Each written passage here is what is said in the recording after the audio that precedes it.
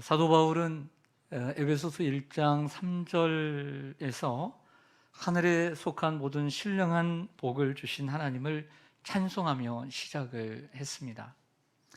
그 하나님을 찬송하는 데 있어서 세 가지를 신령한 복의 내용으로 정리를 하나씩 해 주었습니다. 그 하늘에 속한 신령한 복이란 첫 번째 하나님의 선택과 예정이었고요. 그 두 번째는 지난주에 배운 대로 예수님의 속량과 구속이었습니다. 그리고 세 번째는 오늘 우리가 함께 배우게 될 성령의 인치심과 보증입니다. 이를 통해서 우리가 좀 알 수 있는 것은, 느낄 수 있는 것은 성부 하나님께서 혼자 일하시지 않고 삼위일체 하나님께서 함께 일하심을 볼 수 있습니다. 하나님께서 천지를 창조하실 때에도 삼위일체 하나님이 함께 창조하셨고요. 또 인간을 만드실 때에도 우리의 형상을 따라 우리의 모양대로 삼위일체 하나님이 만드셨고요.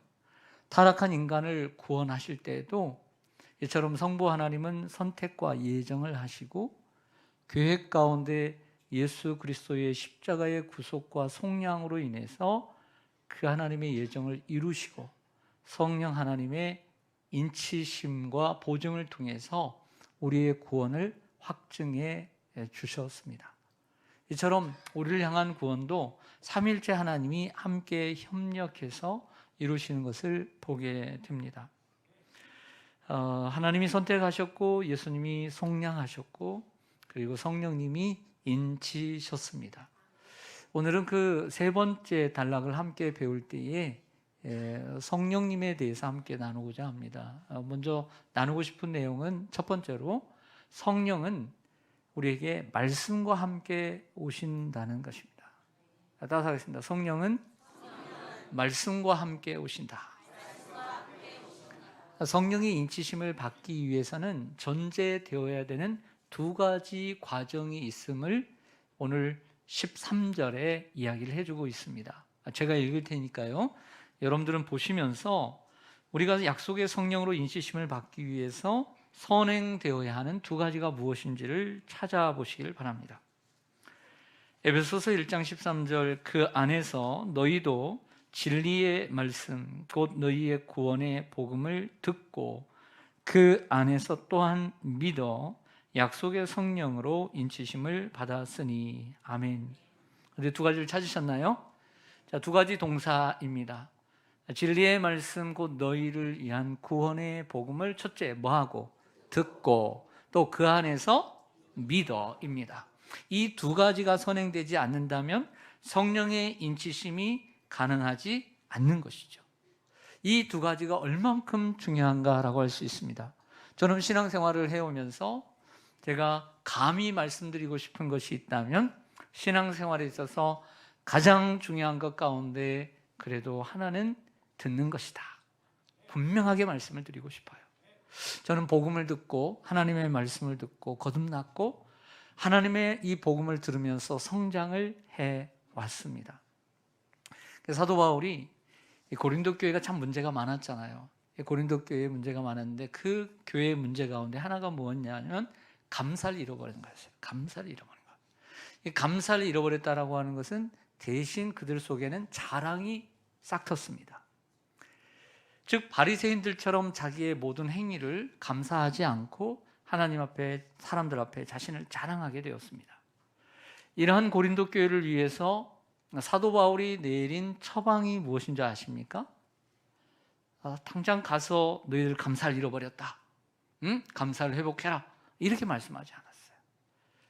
자기 대신에 디모데를 보내서 전에 가르쳤던 바울이 가르쳤던 복음을 가르치게 했어요. 그리고 그 가르친 복음을 듣게 했어요. 여러분, 복음이라는 것은 우리가 예수를 안 믿었을 때만 듣는 게 복음이 아니에요. 우리가 예수를 오래 믿어도 다시 들어야 할 것이 복음인 줄로 믿습니다. 그래서 그 복음을 듣게 되면 복음이라는 것이 자랑하는 것이 아님을 깨닫고 감사를 하게 되어 있는 것이죠. 그러므로 우리는 오늘 세상 사람들도 복음을 들으면 얼마나 좋겠어요. 복음을 듣고 예수를 알고 우리처럼 이처럼 하나님을 섬기면 얼마나 좋겠습니까? 그들도 복음을 들어야 하지만 먼저 예수를 믿는 저희들도요, 자꾸 잊어버리고 잘못된 길로 빠지고요, 엉뚱한 삶을 살아가니까 우리에게도 해결책은 다름이 아니에요. 복음을 듣는 거예요. 복음을 들을 때 우리는 바르게 성장하게 되는 줄로 믿습니다. 로마서 10장 17절에 보면 같이 한번 읽겠습니다. 시작. 그러므로 믿음은 들음에서 나며 들음은 그리스도의 말씀으로 말미암았느니라. 아멘. 사도 바울이 로마에 있는 성도들에게 편지를 쓰면서 이 믿음이라는 것은 말이야, 들음에서 나는 거야. 그리고 그 들음은 곧 그리스도의 말씀에서부터 온 것이란다 라고 분명하게 얘기를 해주고 있어요. 오늘 사도 바울은 에베소 교회 성도들에게도 편지를 보내면서 너희가 진리의 말씀 곧 너희의 구원의 복음을 듣고 그 안에서 믿어 성령의 인치심을 받았으니 라고 분명하게 얘기를 해주고 있다는 거죠. 공식으로 표현하면 이렇습니다. 공식은 이렇습니다. 하나님의 말씀을 듣고 그 다음에 믿어 인치심을 받는다. 듣고 믿는다는 순서는 바뀔 수가 없는 거예요. 믿고 듣는 게 아니에요. 들음으로써 믿음이 생기는 거기 때문에 듣고 믿게 되는 줄로 믿습니다. 사랑하는 성도 여러분, 그런데 우리가 다시 한번 구체적으로 생각해 보죠. 그러면 듣는다고 다 되는 걸까요? 듣는다고 다 되는 걸까요? 그러면 사람들이 와서 한번 듣고 오랫동안 교회를 다니고, 그럼 모든 사람이 들었으면 지금 이 자리에 있어야 하고 하나님을 예배하고 섬겨야 되는 자리에 있어야 되잖아요. 근데 사실 그렇지가 않죠. 그래서 듣는다고 다 되는 것은 아니다. 어떻게 듣느냐가 중요한 것입니다. 이 자리에서도 우리가 한 귀로 듣고 한 귀로 흘려버리는 사람이 있습니다. 이렇게 고개는 들고 눈은 똑바로 쳐다보고 있는 것 같지만 생각은 딴 데 있을 수도 있고요. 그리고 내가 잘 듣는 것처럼 목사님 앞에 제스처를 취하지만 마음으로는 안 믿을 수도 있고요. 듣는다고 되어지는 것이 아닌 것입니다. 예수님은 이것을 너무나 명확하게 비유로 드시죠. 밭에 씨를 뿌리는데 돌밭에, 가시밭에, 길가밭에 뿌려진 사람은 듣기는 들어도 한 귀로 듣고 한 귀로 흘리는 사람, 이런 사람들이 마치 하나님의 말씀을 길가, 돌밭, 가시밭에 뿌리는 사람과 같아서 뿌리를 내리지 못하고 타버리고 믿음을 갖지 못한다라고 얘기합니다. 그런데 하나님의 말씀을 들을 때 마음밭이 옥토밭이 되어서 잘 듣는 사람은 말씀에 뿌리를 내리고 말씀의 열매를 얻게 되는 줄로 믿습니다. 자, 그렇다면 한 단계 더 나아가서, 그러면 믿으면 다 되는 걸까요? 믿으면 다 되는 걸까요? 그렇게라고 생각할 수 있지만 성경은 다 그렇게 말하고 있지 않습니다. 성경에 보면 귀신도 하나님을 믿고 떤다고 했어요. 야고보서 2장 19절을 좀 보실까요? 내가 하나님은 한 분이신 줄을 믿느냐? 잘하는도다. 귀신들도 믿고 떠느니라. 예수님의 동생 야고보가 편지를 쓰면서 하는 얘기가 하나님이 한 분이신 줄을 믿느냐? 잘하는도다. 이것이 칭찬이 아니에요. 왜냐하면 뒷부분을 보면 칭찬이 아닌 것이 드러나요. 마귀 귀신들도 믿고 떤다. 그렇죠? 그럼 이것은 참 잘하는구나, 칭찬이 아니라 잘한다, 이런 얘기예요. 제대로 안 믿는다는 거예요. 이 야고보서 2장은 여러분들 다 아시는 것처럼 믿음과 행함이 함께 있어야 된다는 거죠. 믿음은 있는데 행함이 없는 그들을 향하여 참 잘 믿는다 너희들, 이런 식으로 비꼬는 거예요. 왜냐하면 귀신들도 하나님이 한 분이신 줄 믿고 떤다라고 얘기하는 것을 보면 아는 것이죠. 여러분, 귀신은 어떻게 하는 줄 아세요? 귀신같이 합니다. 그러나 귀신은 하나님을 섬기지는 않습니다. 알기만 합니다. 귀신도 예수님께서 인간의 죄를 속량하시기 위해 십자가에 죽으시고 부활하신 것을 믿습니다. 그러나 그 믿음은 알기만 하는 믿음입니다. 행함이 없는 믿음입니다. 알기만 하는 믿음은 진정한 믿음이 아닙니다. 복음을 듣고 예수 그리스도를 마음을 열고 예수 그리스도를 구주로 영접하고 예수 그리스도 외에는 구원받을 이가 없다는 것을 확실히 믿는 그 믿음이 참 믿음인 것입니다. 여러분들에게 이 참 믿음이 있기를 원합니다. 바울은 말합니다. 성령은 진리의 말씀 곧 너희의 구원의 복음을 듣고 그 안에서 믿음으로 성령의 인치심을 받는다라고 얘기합니다. 그러므로 여러분들에게 성령이 오시고 성령이 여러분들을 딱 인쳐 주시기 위해서는 여러분들이 진리의 말씀을 들어야 하고, 그 듣는 것도 대충 듣지 말고 올바르게 들어서 그것을 그냥 아는 지식이 아닌 참된 행함 있는 믿음으로 옮겨질 때 성령이 인을 치신 줄로 믿습니다. 요한복음 3장 8절을 보시면요, 예수님께서 한밤중에 찾아온 바리새인에게, 니고데모에게 하신 말씀입니다. 바람이 임으로 불죠. 우리가 같이 요즘 덥습니다. 좀 전에는 바람이 불었는데 왜 이렇게 더워? 바람이 안 불어서 더운 거예요. 그걸 왜 간단한 걸 몰라요? 바람이 불니까 시원한 거고 바람이 안 부니까 더운 거예요. 그걸 왜 몰라요? 선풍기 트세요. 여러분, 바람은 내가 불라고 해서 불어요? 아니죠. 임으로 부르는 거예요. 자기 마음대로. 그런 것처럼 성령도 어디서 와서 어디로 가는지 몰타는 것처럼 성령도, 성령으로 난 사람도 다 그러하다는 거죠.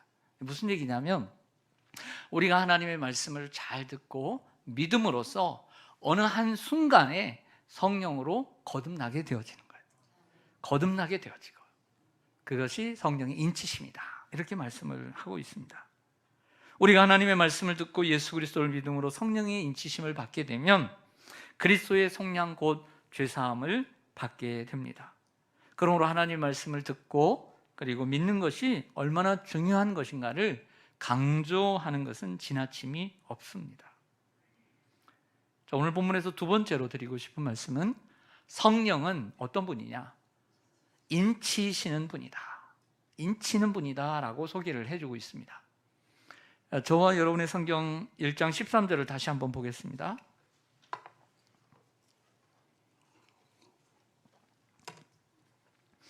그 안에서 너희도 진리의 말씀 곧 너희의 복음, 구원의 복음을 듣고 그 안에서 또한 믿어 약속의 성령으로 무엇을 받았으니? 인치심을 받았으니. 아멘.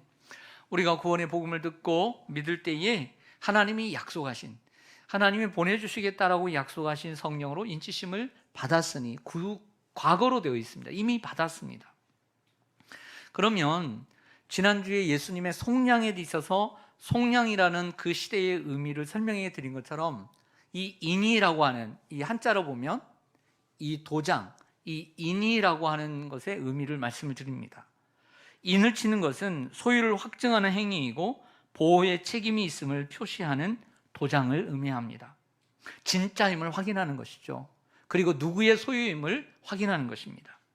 1세기 당시의 도장은 그 품질 보증, 진정성, 재산 소유권 등에 사용되었고 왕의 포고문, 매매 영수증, 결혼 계약서 같은 법적 문서를 보증하고 위조를 방조하기 위한 목적으로 사용되었다고 합니다. 여러분들 도장 가지고 계시죠? 도장에 보면 조순배 인 이렇게 되어 있어요. 이름만 쓰면 되지 왜 인이라고 왜 치는지.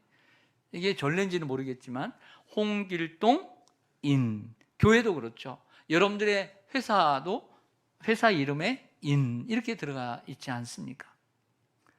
1세기 당시의 로마 시대에는 불에 달군 쇠도장, 그 쇠도장에 주인 이름이 있는데 그 주인임을 불에 달궈서 가축이나 그리고 노예의 이 등에다가 도장을 찍는 거예요. 아프죠. 하지만 그 주인의 이름이 새겨졌을 때 이 가축과 이 노예는 그 이름이 새겨진 사람의 소유가 되어지는 것이죠. 여러분 요즘 사기가 얼마나 많습니까? 사기. 어떤 뉴스를 보니까 그 분야의 전문가들도 사기를 당했다, 이런 뉴스가 나올 정도로 사기를 피해가기가 참 힘듭니다. 우리가 무언가를 소유하고 있을 때 그것을 잃지 않기 위해서는 진짜 도장이 찍힌 진짜 문서를 갖고 있으면 걱정이 안 되는 것입니다. 근데 내가 가지고 있는 이 문서가 혹이라도 가짜 문서일 수 있다라고 하는 의심이 생기게 되면 불안한 것이죠. 이중 문서일 수도 있고요. 자신의 소유권을 주장할 수 있고 손해를 안 볼 수 있고 위조를 방지할 수 있는 것이 이게 진짜 도장과 진짜 문서입니다. 마찬가지로 사람이 진리의 말씀, 곧 구원의 복음을 듣고 예수님에 대한 믿음을 가질 때 속량 곧 제사함을 얻게 되고 성령의 인치심을 얻게 됨으로써 마지막으로 이루어지는 결과가 무엇이냐면 우리가 하나님의 소유가 되는 것입니다. 성령의 인치심으로 성령의 도장이 찍힌 게 아니라 하나님의 이름이 있는 도장을 성령이 찍어줌으로 성령이 인치심으로 하나님의 소유가 되는 거예요. 우리가 결과적으로. 이게 중요한 단어입니다. 성령은 하나님의 도장이자 하나님의 소유권을 나타내는 확실한 표시입니다. 그러므로 성령은 우리가 하나님의 백성이며 하나님의 소유가 되었음을 보여주는 진정한 증거가 되는 것이죠. 그러므로 저와 여러분들의 마음속에 성령이 계셔야 합니다. 성령이 함께 하셔야 합니다. 그럴 때 여러분들의 확실한 하나님의 소유가 되는 줄 믿습니다. 베드로전서 2장 9절 말씀, 10절 말씀 같이 한번 읽겠습니다. 시작. 그러나 너희는 택하신 족속이요 왕같은 제사장들이요 거룩한 나라요 그의 소유가 된 백성이니 이는 너희를 어두운 데서 불러내어 그의 기이한 빛에 들어가게 하신 이의 아름다운 덕을 선포하게 하려 하심이라. 너희가 전에는 백성이 아니더니 이제는 하나님의 백성이요 전에는 긍휼을 얻지 못하였더니 이제는 긍휼을 얻은 자니라. 아멘. 노란 글씨만 따라가 보면 너희는 그의 소유가 된 백성이니 너희가 전에는 백성이 아니었어요. 본질상 진노의 자녀였고 마귀의 자녀였는데 우리가 하나님이 주신 기쁜 소식 복음을 듣고 믿어 구속 속량 제사함을 받고 성령의 인치심을 받게 되어서 이제는 하나님의 백성이 되온 거죠. 할렐루야. 성도 여러분, 성령의 인치심을 받으셨습니까? 받으셨습니까? 성령이 여러분 안에 계시고 내주하고 계십니까? 그러면 그 증거는 누가 가지고 있어야 할까요? 따라하겠습니다. 내가. 제가 가지고 있는 게 아니고 여러분이 가지고 있어요. 그래서 요한일서 5장에 보면 내가 하나님의 자녀인 증거가 내 안에 있고 그랬어요. 내 안에 있고. 목사님 내가 구원 받았을까요? 묻지 마세요. 내가 뭐라고 대답하기를 원하세요? 그 증거는 누구한테 있어야 돼요? 여러분 안에 있어야 돼요. 여러분 안에. 여러분 안에 증거가 확실하시기를 바랍니다. 그렇다면 여러분은 하나님의 도장이 찍힌 소유이고 하나님의 백성인 줄로 믿습니다. 세 번째로 오늘 본문을 보니까 성령님은 우리 기업의 보증이 되신다라고 말씀을 합니다. 성령은 우리 기업의 보증이 되신다. 우리 회사에 우리 하나님이 보증을 쓰셨나 보다. 이 뜻이 아닙니다. 그 기업은 무엇이고 또 보증은 무엇인지를 알아야 합니다. 오늘 14절 같이 한번 제가 읽어보겠습니다. 이는 우리 기업의 보증이 되사 그 얻으신 것을 속량하시고 그의 영광을 찬송하게 하려 하심이라. 아멘. 여기에 맨 먼저 나오는 이는이라는 단어는 무엇을 가리킬까요? 잘 보세요. 항상 앞뒤 문맥을 보라고 했죠? 네, 성령의 인치심을 받았으니 이는 우리 기업의 보증이 되사. 이는이라고 번역되어 있지만 이 이는은 성령을 가리킵니다. 성령은 우리 기업의 보증이 되사. 성령은 우리 기업의 보증인 줄로 믿습니다. 두 가지 단어를 말씀을 드릴 텐데요. 여러분들이 빨리 보증으로 넘어가고 싶은 생각이 들겠지만 그러면 안 됩니다. 기업을 먼저 알아야 합니다. 왜? 기업이 뭔 줄 알아야 보증이 되는데 오늘 차를 보증 쓰는지 집을 보증 쓰는지 신용을 보증 쓰는지도 모르고 그냥 도장 찍으면 돼야 한대요. 안 되죠. 이 보험도 있고 저 보험도 있고 이 보험도 있는데 어느 보험에 내가 도장을 찍는지 알아야 되잖아요. 그런 것처럼 오늘 이 기업이 무엇인지를 알고 보증을 써야 되는 거죠. 그러면 우리 기업의 보증이라고 했으니까 기업이 무엇인가를 한번 생각해 보겠습니다. 여러분 성경 에베소서 1장 11절을 가보면 기업이라는 단어가 나오는데요. 모든 일을 그의 뜻의 결정대로 일하시는 이의 계획을 따라 우리가 예정을 입어 그 안에서 무엇이 되었어요? 여기에 기업은 우리죠. 그렇죠? 우리가 예정을 입어 그 안에서 기업이 되었으니, 여기서는 성도가 기업입니다. 하나님은 우리를 예수의 피로 사셔서 자신의 기업으로 삼으셨습니다. 그런데 1장 14절과 1장 18절에 나오는 기업이라는 단어를 보면 그렇지가 않습니다. 다시 1장 14절을 보시면, 이는 우리 기업의 보증이 되사 그 얻으신 것을 속량하시고 그의 영광을 찬송하게 하려 하십니다. 여기에 기업의 보증이 우리 기업이라고 그랬단 말이에요. 우리가 라고 얘기하지 않고 우리 기업이라고 얘기를 합니다. 18절로 가실까요? 너희 마음의 눈을 밝히사 그의 부르심의 소망이 무엇이며 성도 안에서 그 기업의 영광의 풍성함이 무엇이며. 그렇죠? 여기에 그 기업은 앞에 있는 그 부르심의 소망과 연관이 되어 있습니다. 그리고 그 기업은 영광의 풍성함이 있다라고 말하는 것이죠. 저를 보겠습니다. 기업은 두 가지로 나눌 수 있습니다. 하나는 우리가 11절 말처럼 하나님의 기업이 되었습니다. 왜? 하나님이 우리를 사셨으니까. 그런데 14절과 18절의 말씀을 보면 직접적으로 우리가 기업이라고 말하지 않고 우리의 기업, 그리고 그 영광의 풍성함이라고 얘기를 하고 있으므로 우리가 하나님의 소유가 되어서 하나님께 받아 누릴 소망의 소망, 유업을 기업이라고 말하고 있는 거죠. 이것을 다른 말로 얘기하면 구원이고, 구원과 함께 받게 될 하나님의 모든 것들이라고 말할 수가 있습니다. 더 확실하게 하기 위하여 베드로전서 1장 4절과 5절의 말씀을 화면으로 만나보겠습니다. 썩지 않고 더럽지 않고 쇠하지 아니하는 유업을 있게 하시나니 곧 너희를 위하여 하늘에 간직하신 것이라. 너희는 말세에 나타내기로 예비하신 구원을 얻기 위하여 믿음으로 말미암아 하나님의 능력으로 보호하심을 받았느니라. 아멘. 우리가 베드로전서를 말씀을 작년인가 재작년에 말씀을 나눌 때도 함께 했던 건데, 저 하늘에 있는 유업은 썩지 않고 쇠하지 않고 더럽지 않는 것입니다. 근데 이 마지막 때에 나타나기로 예비하신 완전한 구원을 우리가 얻기까지 하나님의 능력으로 보호하시는데, 그 하나님의 능력이 바로 무엇이냐? 성령의 인치심이라는 거죠.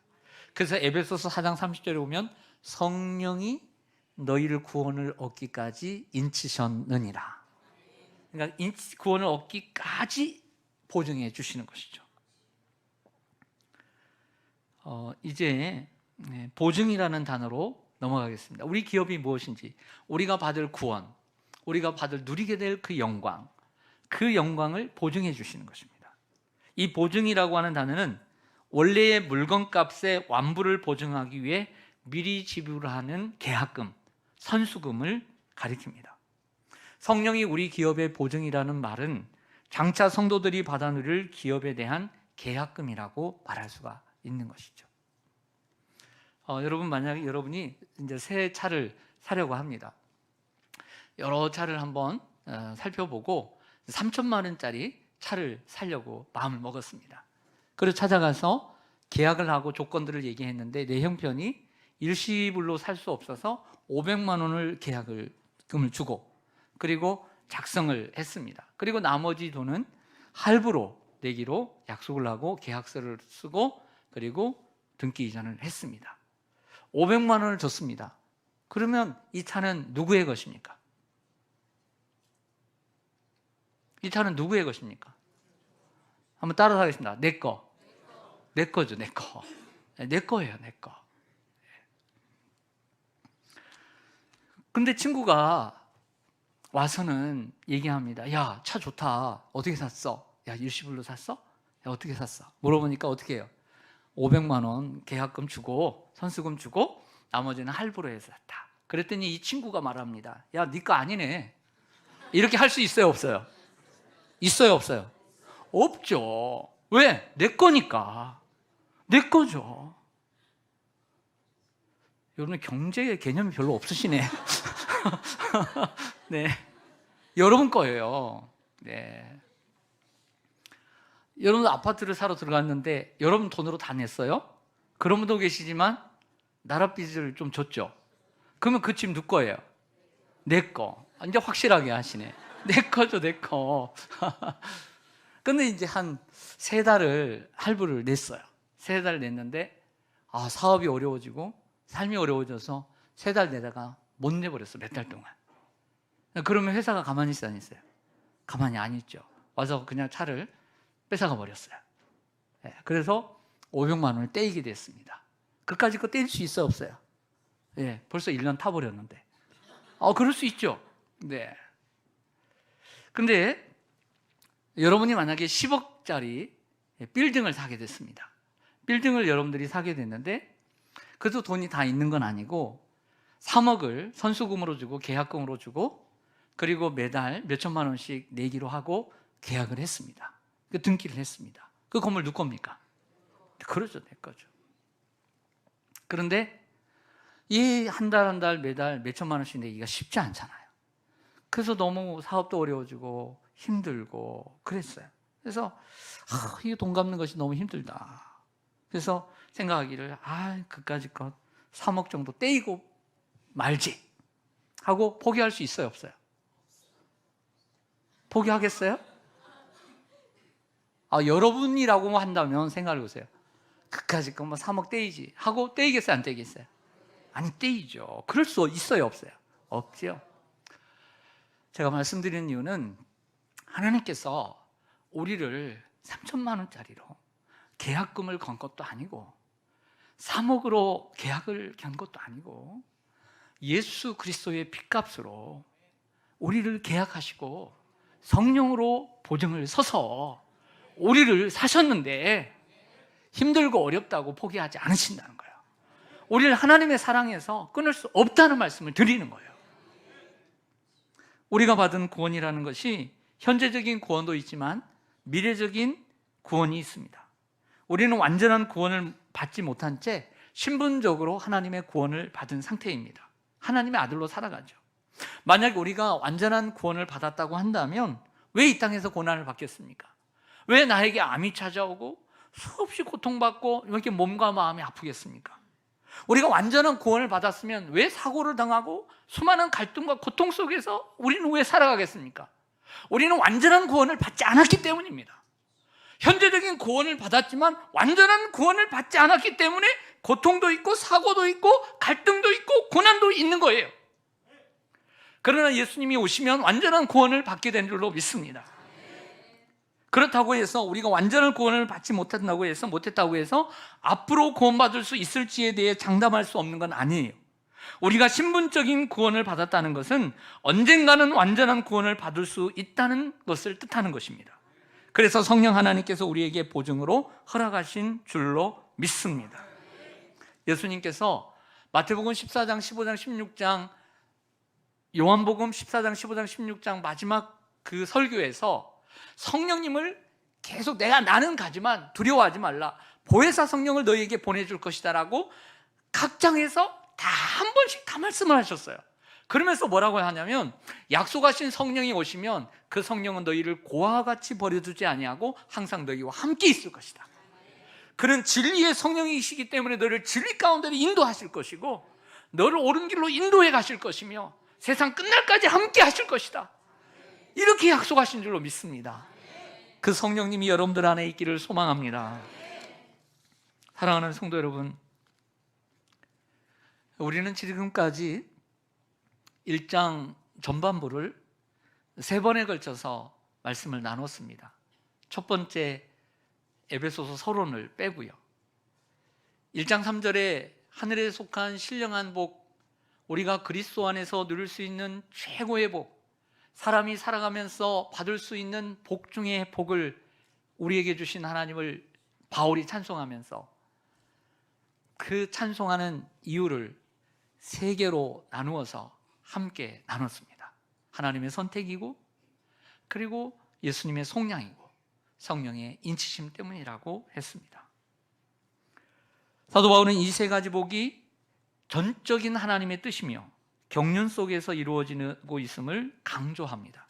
이는 세상의 역사가 사람들의 뜻대로 펼쳐지는 것이 아님을 보여주고 여러분의 존재가 우연이 아니요 여러분들의 인생이 무의미하지 않다는 것을 보여줍니다. 또한 여러분이 하나님의 뜻 가운데 이 세상에 보내졌고 또 하나님의 목적에 따라 살고 있고 살게 될 것을 말씀하고 있습니다. 또한 마지막으로 사도 바울은 이 세 가지 복을 주신 목적이 하나님의 영광을 찬송하는 데 있다라고 세 번이나 연거푸 말하고 있습니다. 6절을 한번 보시죠. 하나님의 선택과 예정을 말씀하신 후 그 목적을 6절에서 같이 말합니다. 이는 그가 사랑하시는 자 안에서 우리에게 거저 주시는 바, 시작, 그의 영광, 은혜의 영광을 찬송하게 하려는 것이라. 아멘. 예수님의 속량을 이야기한 후에 그 목적을 12절에 이는 우리가 그리스도 안에서 전부터 바라던, 시작, 그의 영광의 찬송이 되게 하려 하심이라. 그리고 오늘 14절 같이 읽습니다. 시작, 이는 우리의 기업의 보증이 되사 그 얻으신 것을 속량하시고 그의 영광을 찬송하게 하려 하심이라. 아멘. 하나님의 선택과 예정, 예수님의 속량과 구속, 그리고 성령님의 인치심과 보증의 목적이 결국엔 무엇이냐? 하나님의 영광을 찬송하는 데 있다라고 말하고 있습니다. 이것은 어떤 의미를 우리에게 가져다 주는 것일까요? 이 세 가지의 축복은 우리의 마음을 일깨워 하나님을 예배하게 하고 힘들고 어려운 삶 가운데서 우리의 입술을 열어 하나님을 찬양하는 데 있음을 보여줍니다. 그렇게 할 때 하나님을 증거하게 된다라고 성경은 정확하게 기록해 주고 있어요. 여러분, 우리가 하나님을 증거하는 삶, 믿음으로 살고 믿음으로 힘들고 어려워도 이 하나님의 복음의 말씀을 듣고 마음을 열고 예배하고 입을 열어 찬송하는 것입니다. 비록 우리가 이 땅에 살면서 우리 자신에게도 실망할 때가 많이 있고 몸과 마음이 아플 때도 많고 믿음으로 열심히 성실하게 사는데도 악한 사람들, 나쁜 사람들 만나 부당하게 미움을 받을 때도 많지만 그때에도 이 말씀을 기억하며 우리가 그리스도 안에서 얼마나 큰 복을 받고 살아가고 있는지를 깊이 묵상하고 항상 마음을 일깨워 하나님을 예배하고 입을 열어 하나님 앞에 찬송하며 하나님이 부르신 그 자리에서 사명을 감당해야 될 줄로 믿습니다. 이렇게 사는 삶이 성도다운 삶이요, 이러한 성도들이 함께 모여 있는 곳이 교회다운 교회인 것이죠. 힘들고 어려워도 성도답게 사시고 그리고 성도들이 함께 이렇게 한두 명이 함께 모이는 곳이 교회다운 교회인 줄로 믿습니다. 하나님, 성도다운 성도가 되겠습니다. 하나님, 교회다운 교회를 세워가기를 원합니다. 아멘. 네, 기도하겠습니다.